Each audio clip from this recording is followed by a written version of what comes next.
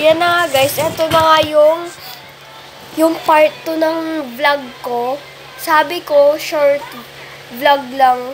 Kasi guys, diba nga, may pasok pa ako bukas.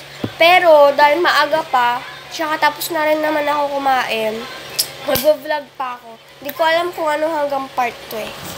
So, basta. Magpa-pop it na lang ako guys, kasi tatlo yung pop it ko. Ito yung pinaka-favorite ko. Yun nga pala si Mami. Tapos si Baby, nanonood na rin siya. Inaayos ni Mami yung higaan. Actually. Pop it lang ako dito. Mas maganda yung sa likod i-pop guys kasi, di ba ito yung sa likod. Ito yung sa harap naman. Mas maganda i-pop yung sa likod. Mas maganda i-pop yung sa likod guys kasi may tunog. Pag i-pop ko nila. Oh, mas maganda pag sa likod. Pero pag sa harap, parang wala namang tunog eh. Ito lang siya. Oh, parang ganyan lang siya. Parang simple lang ng tunog. Yung kapatid ko guys, nanonood siya doon. Ganun. Wala na pala yung pinapanood niya guys. So, binalik ko ulit.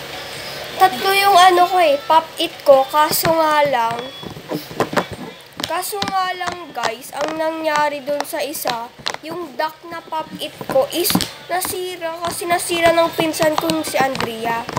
Pero okay lang yan. Kasi yung ganito niya, yung pop, nasira siya, nabutas.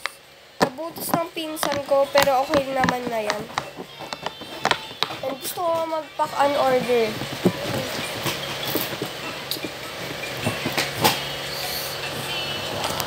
So, syempre, babalik ko na tong upuan. Kasi, babantayan ko yung kapatid ko. Tignan ko siya, guys. Ano? Ayusin mo na. Tignan ko ta minsan ano yung kamay niya. Yan, papakita ko si Ria, guys. Si Ria. Cute talaga siya, guys. So, isi-share ko sa inyo yung kapatid ko. Charot. Ipapakita ko lang sa inyo, guys. Hindi ko naman isi-share yung kapatid ko. Papakita ko lang na mali lang naman kasi, guys. Ay, guys! Ang cute niya talaga, guys. Napaka-cute niya talaga. Ay, nako. Nanggigigil ako.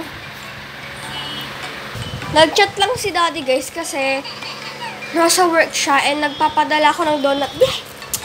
Gusto ko talaga yung donut, guys, eh. Sarap, pero di naman ako lagi naga. Kapatid ko na naman, naboboard.